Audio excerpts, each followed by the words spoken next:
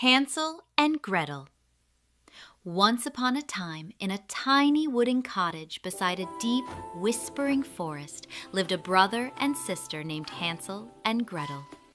They were the kind of siblings who finished each other's sentences, shared their snacks, and always stuck together, no matter what.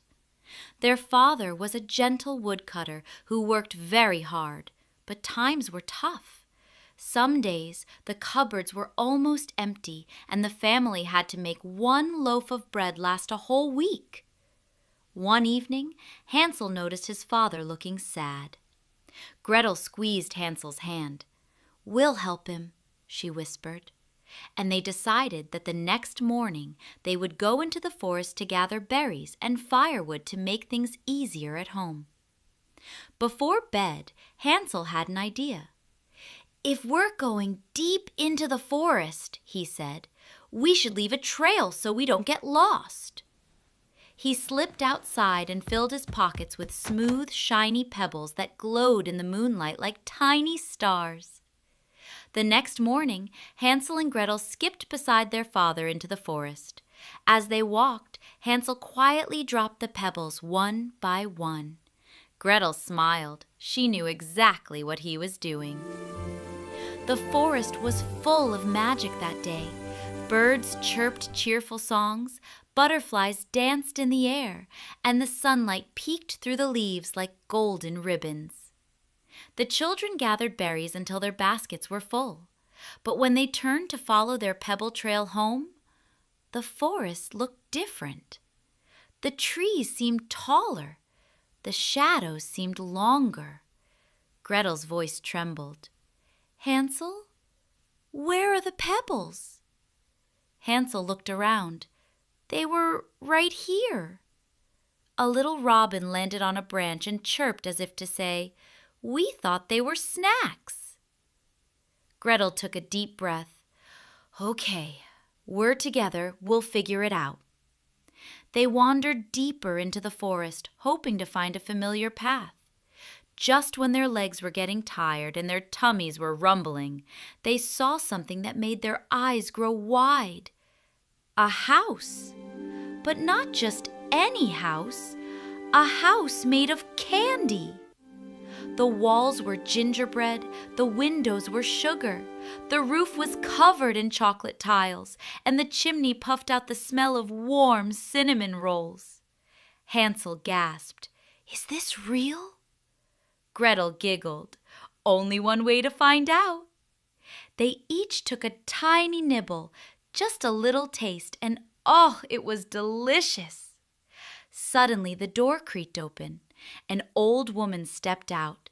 She had twinkly eyes and a smile that looked sweet, but something about her felt a little strange. My, she said. "Hungry are we? Come inside, little ones. I have more treats." Hansel and Gretel followed her in, but Gretel stayed alert. She noticed the woman watching Hansel a bit too closely. She noticed the way the door locked behind them. She noticed the way the house felt different on the inside.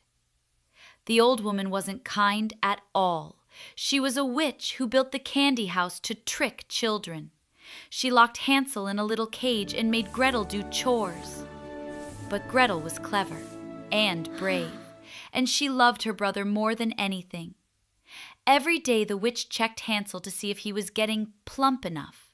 But Hansel held out a thin chicken bone instead of his finger, and because the witch's eyesight was terrible, she thought he was still too skinny. Finally, the witch grew impatient. "Gretel," she snapped, "check the oven. I need it hot enough." Gretel's heart pounded.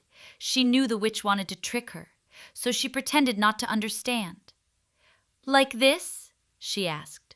"Do I lean in, or bend down, or—" "Oh, move aside!" the witch barked. "I'll show you." And the moment the witch leaned forward, Gretel used all her courage, all her strength, and all her love for Hansel. She pushed the witch inside and shut the door. Hansel was free. The children hugged tightly, tears of relief in their eyes. They found baskets of gold coins and jewels hidden in the witch's house, treasure she had taken from others. Hansel and Gretel filled their pockets and followed the sunlight through the trees. After a long walk, they reached a familiar path. Their father was waiting, calling their names with a voice full of worry. When he saw them, he ran to them and wrapped them in the biggest hug. "I thought I'd lost you," he cried. "But we found our way back," Gretel said proudly, "together." And from that day on, the family lived safely, happily, and with enough food and warmth, thanks to the treasure Hansel and Gretel brought home. And the children? They never forgot their adventure, or the courage they discovered inside themselves. So, kids, courage grows when you stand together.